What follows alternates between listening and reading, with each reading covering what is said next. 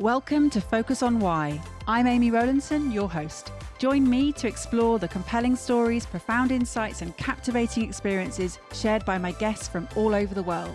Focusing on the importance of why, these relatable, uplifting, and inspiring conversations will empower, motivate, and guide you to create your own purposeful way of life. Have a purpose, have a plan, focus on why. Before we dive in, are you considering creating a podcast, or are you already hosting one, but it's not producing the results you desire? As a podcast strategist, I can help you launch or relaunch a purposeful and profitable podcast that will inspire, entertain, and educate a global audience. Book a call with me today. The link is in the show notes, and let's transform your podcast vision into reality. Today on Focus on Why, I am joined by Rhona Morrison. Rhona, hello, how are you? Hello, thank you for having me. It's an absolute pleasure. I am very excited. I'm going to ask you, what is it you're focusing on right now? Currently, I'm organising the launch of my second book. So that's quite exciting, seeing something come to fruition. So that's the main focus at the moment. And then going off on holiday cruising, which is another part of my story, as I lecture on cruise ships. So that's my two things at the moment. Well, it sounds like three. Launching books, going on holidays, and lecturing. That's, lots of things. Well, the lecturing and the holidays go together because I'm on the cruise ship and lecturing and having a holiday at the same time. So you're saying to me you're one of the few people in the world that have managed to create a lifestyle which allows you to also be paid for it. Well, you don't actually get paid. You actually get the free holiday and the flights, but you don't get paid. But that's fine. I'm retired, and I get to spread the message that's in both of my books, which is I'm really passionate about. So it's really a win-win all round. It sounds like a perfect win-win. So this message, tell us more. So just a bit of context probably would be helpful here. I'm a retired doctor, and I work as a forensic psychiatrist. So that's dealing with mentally ill criminals, advising courts and working with people in the community and in hospital who had perhaps committed a murder because they had been psychotic at the time, that sort of thing. And so my job, my purpose in life for more than 30 years was to find people who had committed crimes as a result of illness and to treat them and rehabilitate them. And that I was very passionate about that. And so when I retired, I decided to write my memoir. And the two books I made reference to are part one and part two, if you like, of the memoir. And I've continued to share the message about mental illness and mental health destigmatization, really, as part of that. So that's linked into the lecturing on the cruise ships. So I've been lecturing about that. And this mental health and the mental illnesses, what is it that you are really trying to achieve with this? I'm wanting to challenge people's mindsets, really. I think people often jump to their judgmental status, lock them up and throw away the key. You see all the headlines that are, psycho baby killer and, all sort of madman runs amok, that sort of thing. And I'm trying to pull people back to think, what if that was your son or your daughter or your husband who didn't ask to get unwell? They don't realise they're ill and they commit a crime. Would you want them to be locked up and throw away the key, or would you want them in a secure place for treatment, and then to rehabilitate them and monitor them and support them to pick up their life where they left off and try and make the best of it, living, making some sort of triumph out of adversity, really. And so my passion is to make people think this is actually a human being. So see the human being behind the sensationalist headlines and actually try and it's like a stone and a ripple in a pool. If you can touch one mindset, they might tell someone else, and gradually there might be a sea change of attitudes towards mental illness. So that's my passion, is to try and do that. And it's so important what you just shared here, because it's so easy to get wrapped up in headlines and our fears. This is fear-based behavior and thinking, isn't it? In terms of, this is easier for us to say, well, this is who they are, and we can compartmentalize that type of people without thinking that they're actually a human being. we actually dehumanize them, so it helps us to focus on how we can move forward and feel safe. Yes, the illness label or the behaviour, neither of them define the person. And that's part of the rehabilitation, is when someone realises they've done something really terrible. They might have killed someone when they were psychotic, believed they were the devil and they were saving the world or something like that. They have to live with that for the rest of their lives, and it's really important to help them see that they have an illness, and we can treat that and we can try and support them to stay well, but they have to take responsibility to stay in treatment because they now know they have an illness that they didn't know before. And to keep the public safe, they have to do that and work with us.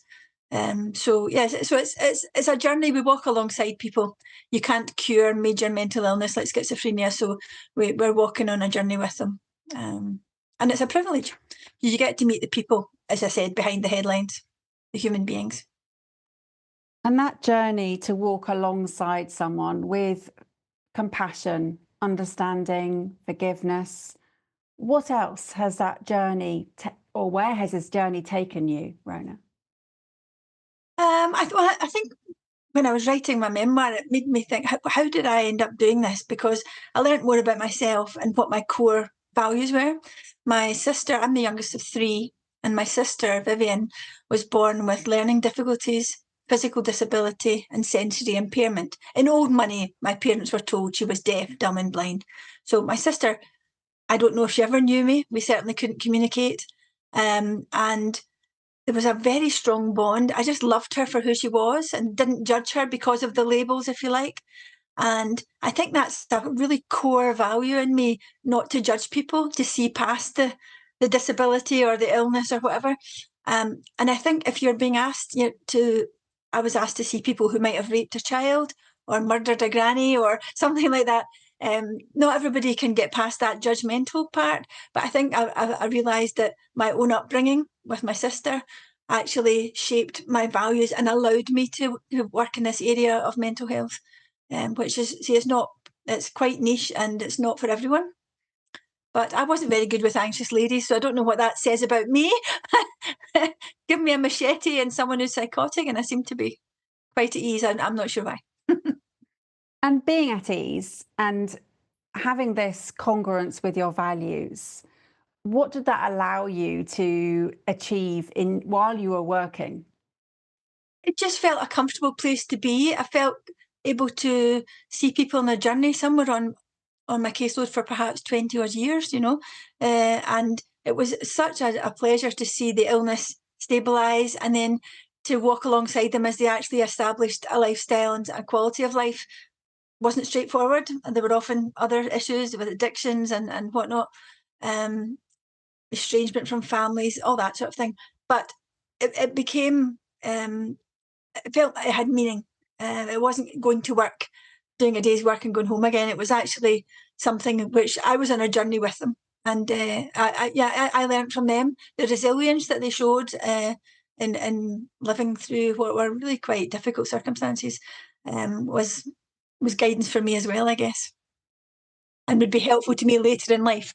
So, well, I was going to ask, at what point has the experience and the resilience that you gained helped you? well, I think it was on the day of my retirement, because all through my career, I was trying to help people reframe their situation in a more positive light. I've always been a sort of glass half full person, so try and see the positives even when there are difficult times. And I would have to try and help patients and families reframe, their situation. So I was able to retire at 55 on full pension. It was a very fortunate position. And on my birthday, on my 55th birthday, sadly, my husband died of a brain tumour the same day. And the future that I'd planned for myself was not going to happen. And I think that's when the resilience thing kicked in, because I did use the glass half full. We've had a really good life and we've achieved a lot with our family, and we've been together a long time. Yes, we were cheated of the future, but actually I was more prone to celebrating what we had achieved and saying, I'm still here. I have my health and I'm going to take every opportunity to forge the best future. And my view was, this is the end of a chapter, very, very clearly. I mean, my work and my relationship and everything, it was the end of a chapter, and the next chapter was going to be different, but it didn't need to be a bad one. And I've basically decided, right, I'm going to make this the best chapter it could ever be. And I've had an absolute ball, which is why I've ended up doing many things. I've written 2 books. I've started an art business. And as I said, I'm now lecturing cruise ships all around the world. And I really having an adventure. And I think I want to share that with people, that there is life after, whether it's a tragedy, it's a bereavement, whether it's redundancy or a relationship failure, whatever it is, it doesn't need to be the end. It can be the start and actually an opportunity to grow. You're afforded some liberty that perhaps you wouldn't have had before. And, you don't have to stick to the script. You can write a new one. The future's not written yet. And so in some respects, I feel very fortunate that I have been given this opportunity, albeit I prefer my husband was still here, but I think I've made the best of it. And I want to share with people that, there is hope out there after a difficult situation in your life. Oh, Rhona, thank you for sharing. What a story. And that resilience kicking in didn't mean that it was easy. No. No, it did, as you said, it cheated you of the future you'd planned. It cheated you of a future, but not the future. Right? That's absolutely right. Absolutely right. And this different chapter that you've now created, and, physically with your books, congratulations, 2 books. My goodness, writing one was a challenge enough for me. So I really salute you for writing 2. And folding in what's so important and what you love doing. So this message of helping to create a world where we are more accepting and understanding of what mental health and mental illness actually means in how we speak and how we understand and recognize and walk alongside the other people who have every right to be on this planet.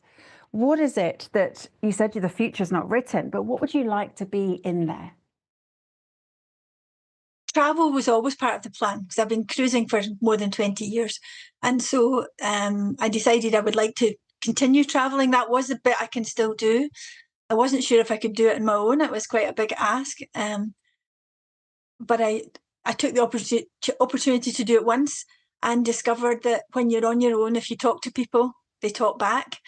And I've just grown this network of people all over the world who have not only become friends, but have actually said, "Oh, we'll come with you."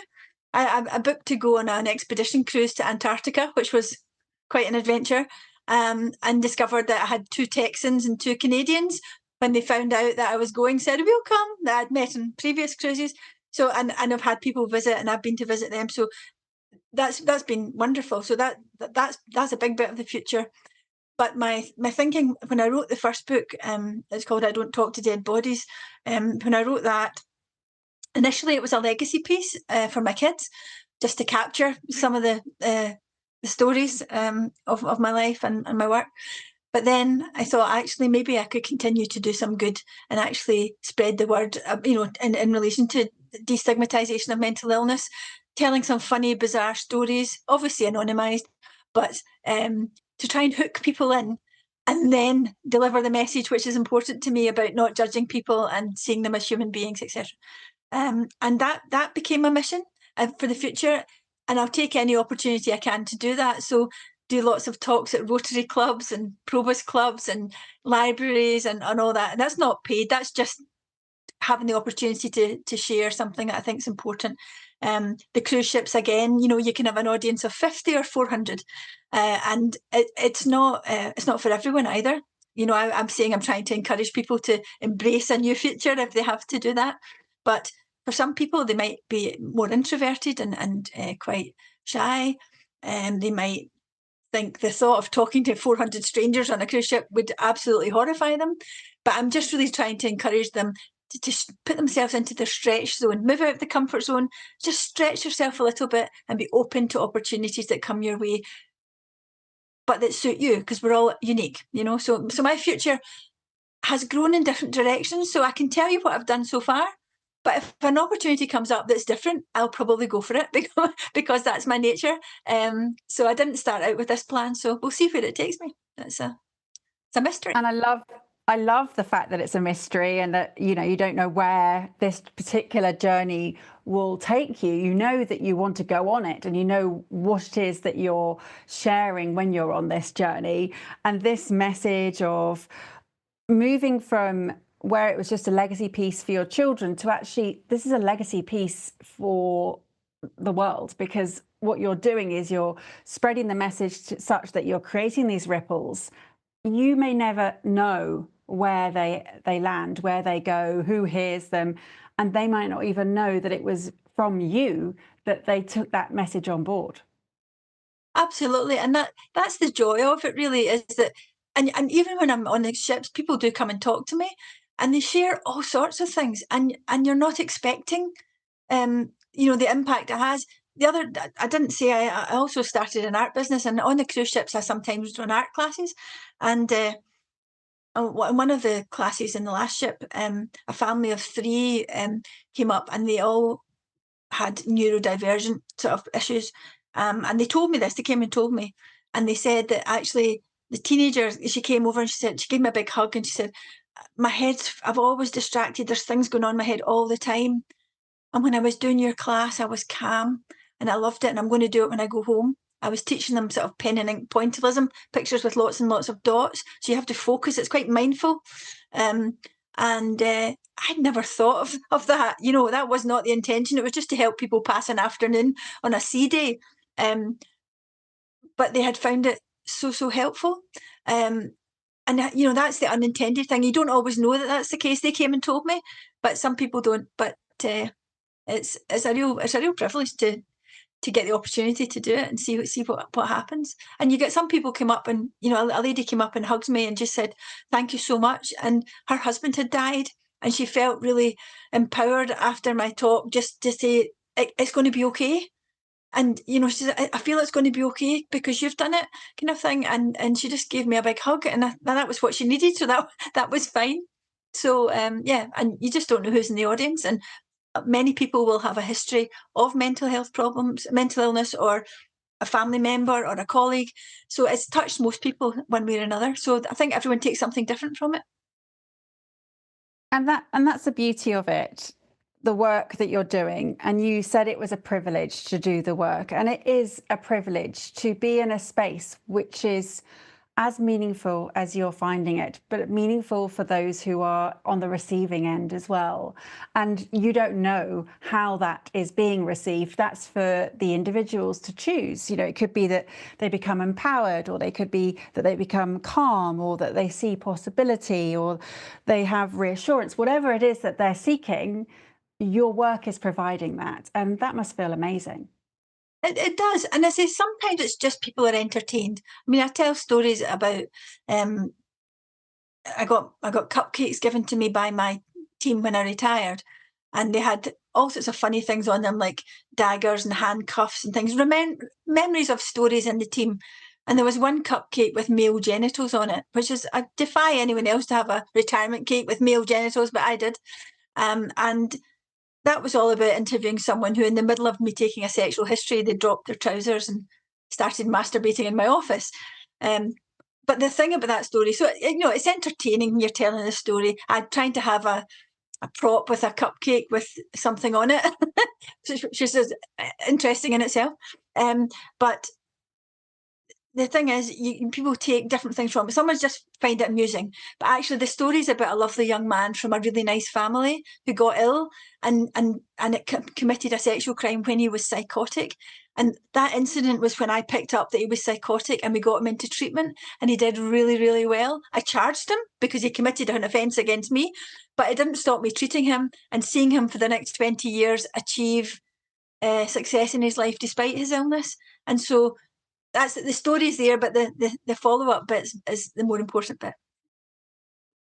And that opportunity to grow, not only for the people that you've worked with, that you've given them the freedom and liberty to be who they are, but in a safe space. And ironically, some of them didn't have the actual freedom and liberty because they were in prison. But what it has allowed them to understand is that their mental illness doesn't define them, that they're not the label, that they are a human as well. As well as, Absolutely. And we wanted them to achieve. So our treatment plans were very holistic. It wasn't a case of you have schizophrenia, you need to have an injection of medication once a month or whatever. We dealt with the illness treatment, and we dealt with the addictions and anything else like that, anger management, that sort of stuff. But getting a decent house in a nice area with support coming in, with meaningful daytime activities, staff who turned up. We had one gentleman we inherited in our team, and we went on the first visit and we found there was no cooker, there were no carpets, there was just nothing. And the second visit, the nurse turned up with a microwave and homemade beef olives. And that just summed up our team. It was just, we're here for you. We're not just here to give you an injection. And the patients would often engage with our team really well because they were seen as an individual with needs, and we wanted to make their life better and work with them. So it was quite heartening when I was leaving for all the lovely comments and support I got from the patients. They still ask after me. The nurses still tell me, which is nice. Oh, it must be amazing. And has purpose always been present for you, Rhona? Or has it been a journey to understanding how it's folded in? I think I'm quite driven. I think the purpose has been there for a very long time. But one example is when I was 12, which was a while ago now.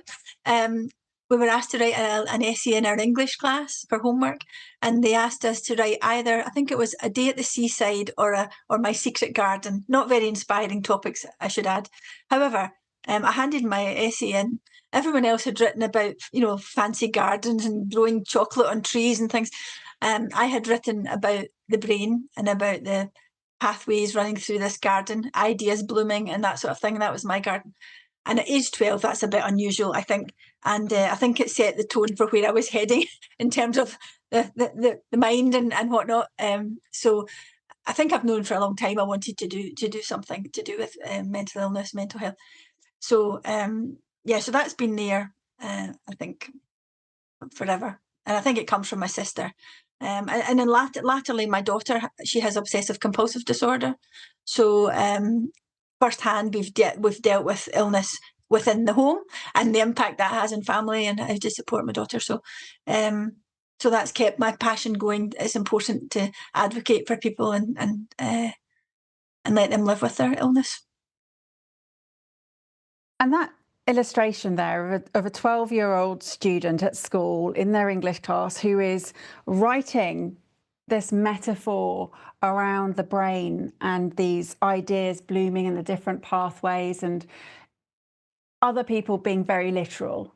What did that for you signify? I think at the time I just thought it was a bit weird, if I'm being honest. But I think it definitely emanated from my sister, and I guess me trying to make sense of it. Why is my sister like that? What's going on there? Because I didn't really have any experience of mental illness per se at that time. I didn't know anyone that I was aware of that had a mental health problem. It was learning disability that I was aware of because I visited the hospital where she was every week and spent a lot of time with people with learning difficulties. And that had been originally my path until there were no jobs available that I could get the training in that. So I ended up doing forensic, fortunately, because I loved it, but that wasn't the original path. Again, that's that flexibility again. It's actually saying that was my goal, but actually that pathway is not open. Right, let's do something else. And that's kind of my mindset anyway. So I think that's been ingrained for a long time. And it's interesting, isn't it, how your experience of being a young sister and going to a hospital every day and being present for someone and seeing them for who they are, that's exactly what you did in your work. It is. I mean, it's been mirrored all the way through. Yeah. So I think one of the things I struggled with when my husband died, and I retired the same day. So I was, I had an empty diary, which doesn't suit me. I'm a multitasker. I like to be busy. And although I started an art business and I wrote my book, I wasn't satisfied. There was something missing. And that the bit of the jigsaw that was missing was the helping people, because I was used to caring and, all my life, be it for my sister and then, as a doctor, a psychiatrist. So I joined Rotary, which is, you're probably aware of, is a worldwide service organisation where we do a lot of voluntary work for charities, raise money, and try and help local and international communities. And that just ticked the box, because I could use my skills and my knowledge and my passion to try and help other people, and that's been really fulfilling. So so it's just been a pattern. I think if you cut my arm, it would probably would be that all the way through. So. Oh, bless you. And it is, you said it just ticked a box. I mean, it was a lot more than that. It didn't just tick a box. This was a huge part that was missing. And it's often the case, isn't it, where you're pursuing your passions, you think that this is what you wanted and this is what's going to give you the fulfillment. But actually, the understanding of how purposeful, meaningful work fits into your life is where the happiness and the fulfillment ensues as a result of. Yes, I mean, I had always planned to go back to art, because it was a passion all my life, and I kind of threw myself into it when my husband died, more so than planned, and I ended up building a studio. But it was just for me to do my art. So I found I was quite prolific. I had this pile of art, and I was enjoying it briefly, and then a few months later, I felt, no, this isn't right. I felt really guilty. I thought, I can get up every morning and do whatever I like. Financially, I'm secure. And it just felt really self-indulgent. And I'd sort of stopped enjoying the art. And that's why I ended up starting an art business, because my friend said to me, why don't you sell it? Because that will give it a purpose. So I started selling it. So that made it legitimized the activity. But actually, it became more fulfilling during COVID, because I stopped selling in shops and galleries, obviously, and started just doing commission work. And I get much more from that, because what happens is I see the art going to a specific person and I get the response from them, the emotional response that, it's usually something, it might be a pet that's died, or it might be a wedding venue and it's a memory, something special for the person. And it evokes emotion in them. And then I see that and I think I've done some good there, that gives me more from it. So yeah, so it's been an emerging thing I've just found as I've gone along. And what I'm hearing and in what you've just shared is that art without connection doesn't mean anything to you. No.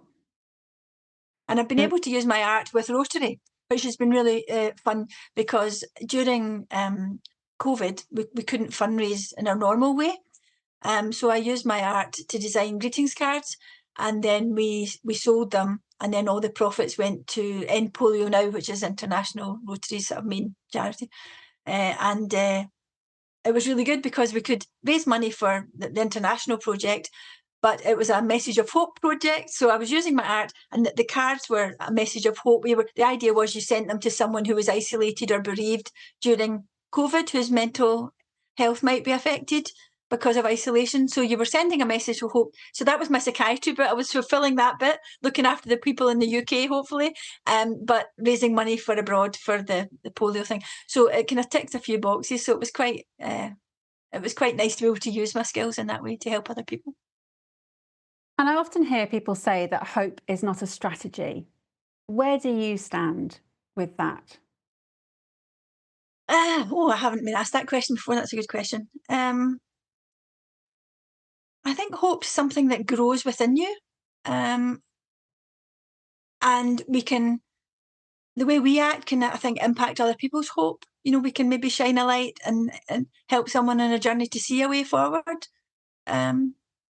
I don't know if that answers your question. That's probably where I don't think there is a right or wrong here. This is very much a case of when hope is seen as independent, it's not necessarily productive. But as you just shared, that it grows and it forms an attachment with what matters. And what you just said there about how what you're doing, your actions, are then going on to impact other people's hope. It's a case of that growth again, of what it can grow into, what is the possibility. and it's tying it with purpose is what I'm hearing. Your articulation of that being something that will, where you know there's hope out there, and I believe that it can be used as a really powerful tool. But I don't think you always know that you're doing it. I was doing a talk in a library last year, and one of the things I was talking about, I've got a stalker, so I was talking about my experience of having a stalker, and how I dealt with that. And one of the ladies in the audience started to sort of well up a little bit, and I was feeling slightly awkward because I was sharing my talk. And at the end, she was crying, and she said, "Thank you so much." And I said, "Oh, you okay?" And she said, I've had a stalker too, and it just kind of destroyed her. But she said, listening to you and how you've overcome that and said, right, I'm taking control of this. I'm going to take some action. I'm going to do something.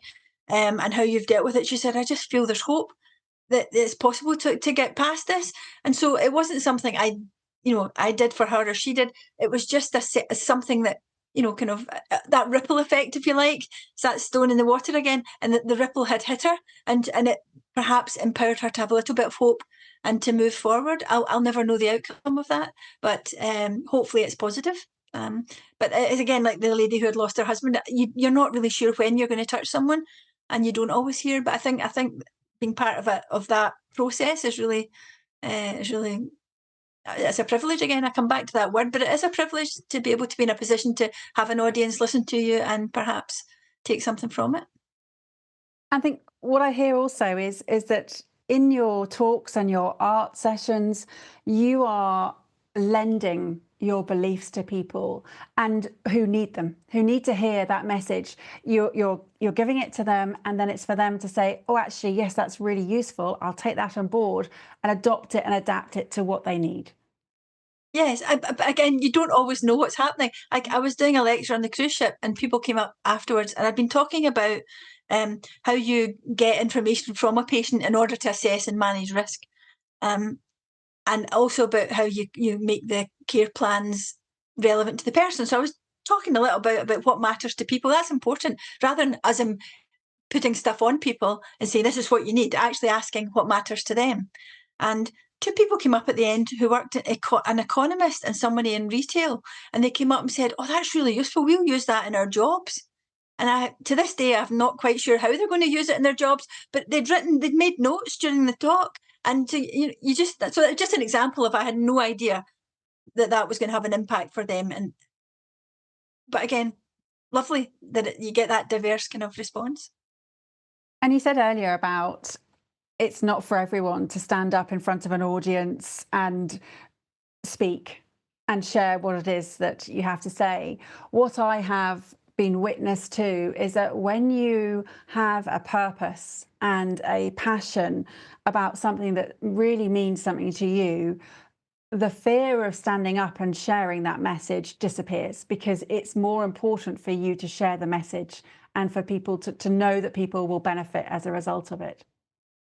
Absolutely. I've never had a difficulty, so I've been quite fortunate. So I'm more on the extrovert than introvert side of the scale, but I do believe that even someone who's an introvert, if it's their specialist area and they know about it and they're passionate, they will stand up as well. They might feel less comfortable with the open-ended Q&A at the end, where it's not as structured. And, so I think our personalities adjust differently to the process, but I definitely believe that the passion, and I think storytelling is absolutely crucial. People can link into stories. They remember the stories rather than the facts. I mean, all my PowerPoints it's just pictures of plates of cornflakes and bananas, and they trigger the story for me, and I tell the story, and hopefully they'll go, oh, a banana, what's that about?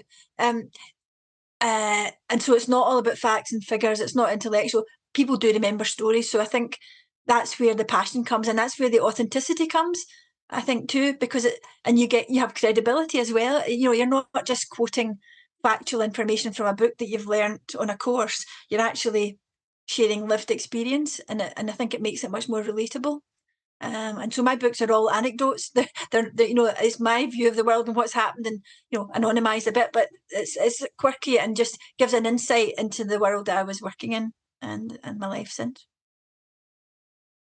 And that quirky life that you were working in, you mentioned your first book being called I Don't Talk to Dead Bodies. You have to share with us why that was the name of the book, please.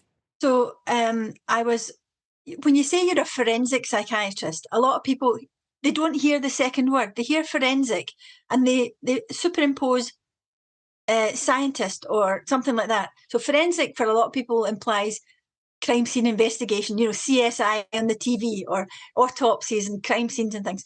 And well, let's be honest, it's a bit late if you're a psychiatrist turning up at a crime scene. It's a bit late. They're not going to talk to you. So when I was giving lectures explaining what I did, explaining that forensic psychiatry is the interface between mental illness and the crime and the criminal justice system and offending, I would very clearly say, so I don't talk to dead bodies, just for clarity, and it's a bit of a joke. And so I thought, I used to say that. And if you're looking for a quirky title for a book, I thought probably that would catch your attention a little bit. So that was why I called it that. And then I had to think for the cover of the book, a lot of medical memoirs, you get white coats and stethoscopes and, that kind of thing, or sinister looking things for forensic. And you've read my book. It's not, I mean, it's a heavy subject matter, but I think it's quite humorous and funny wee story. So I wanted it to be a kind of humorous cover. So I did the illustration myself, and it was a little brain. So it's a criminal mind. And to make sure it's a criminal mind, the brain is a little person with tackety boots and arms and legs and handcuffs. So it's a criminal mind on a psychiatrist's couch. Although psychiatrists, I've never had a psychiatrist's couch, but hopefully the reader gets the gist of what it's about. So yes, it's a bit quirky, hopefully to go with the quirkiness of the book itself. And your second book, tell us about that one. So the first book finishes, as I said, the day I retired, because that was the end of a huge chapter in my life with my relationship, obviously ending that day too. So the next bit was, as I've been talking about, writing books and art business and the cruise lines. And I hadn't intended to write a second book, but multiple people said to me, "You're living your best life. You've really turned this negative situation into a really positive one. That sort of when life gives you lemons, make lemonade." Well, that was kind of the thing. Seize the day, make the most of it, take the opportunities. And I have had an absolute blast. I've been all over the world, lecturing, and I thought, well, actually, maybe there is some inspiration and hope there would come out of someone reading the journey. It's been fun. There's a lot of funny little stories and whatnot.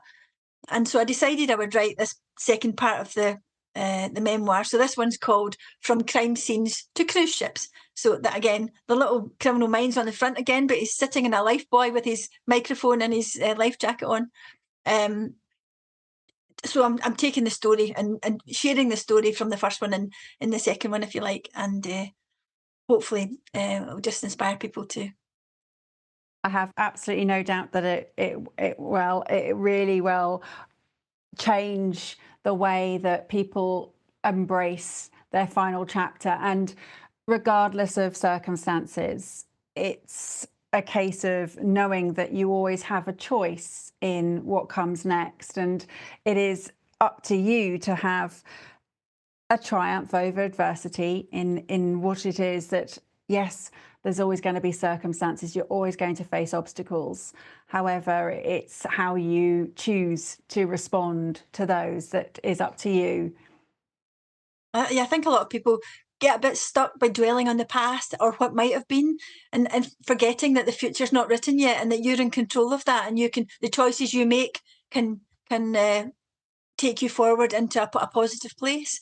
And so that's the whole mind. I mean, I know from your book, Amy, yours is, I feel, more intellectual in terms of, here's all the sort of things that you can do, obviously wrapped up in a beautiful story, your own story. Whereas I make no pretense. Mine is not intellectual. It's the world according to me and my experience. But hopefully there's something for everyone to take from it. So they're different beasts, but they cover very similar themes. I think when I was reading yours, it resonated with me really, really well. Oh, I absolutely hear you. And there was many times when I've been reading your books and just going, yes, nodding away. It's quite funny. You become that sort of nodding dog from the Churchill ad, like, yeah, all the way through it. And thank you for saying my book is intellectual. That is a compliment. I will attribute most of that to my grandfather's elements of it. But it really was the focus on the why we do what we do and why we are who we are is a fascinating journey. As you said, it's something that we have an opportunity and a privilege to walk alongside others with it. It's not a journey that we make alone, and there will be different people at different times throughout that journey that help shape what it is that we choose to do. And for you, you've had your sister on that journey, you've had your husband on that journey, and now you've got Texans and Canadians and people from all over the world who are walking alongside you. And yet there is, this mystery ahead of who will be there for this next few chapters that are to come. So, Rhona, thank you. It has really been, again, a privilege to hear your story. How could people reach out, connect, buy your books? What's the best thing for them to do? Probably the best thing in terms of the book is, you can order it in any good bookstore, but Amazon, you can get all 3 versions of the first one, and then all 3 of the next one when it comes out in August this year. So there's an ebook and a paperback, an ebook, and an audiobook, which I narrated myself. Speaking more slowly than today, because I speak quickly, I know, but it's perfectly paced. And I have a website which covers my book and my art business. That's www.Rhona, that's RHONA Morrison.com, or info@RhonaMorrison.com for the email. And I'm on Facebook. Yeah, Facebook, Rhona Morrison Art and Rhona Morrison Author on Facebook. So. Well, all those links are in the show notes. So if you didn't jot them down, don't panic. They're there for you to grab hold of. Rhona, thank you so much for taking us through on this journey, for helping us to understand why this message that you are so passionate about is critical for us to embrace and build into our own way of being. It really has been a joy to have you share that with us. Have you got some final words, please, for the listener? I guess if you're still sceptical about mental illness and offending, just remember it could happen to you. And how would you like to be treated, or one of your family? Hopefully with compassion. What value have you gained from tuning in to Focus on Why today? What are your reflections with actions? I'd love to hear your thoughts. Please leave a review on Apple Podcasts or via LinkedIn and share how Focus on Why has made a difference to you. Your feedback not only will inspire others, but will help them to discover how Focus on Why has created powerful ripple effects. Let's continue the conversation. Connect with me on LinkedIn, Instagram, Facebook or X, join the Focus on Why Facebook group, and sign up for my weekly newsletter, Friday Focus, to keep in touch. All the links are in the show notes. Have a purpose, have a plan, focus on why.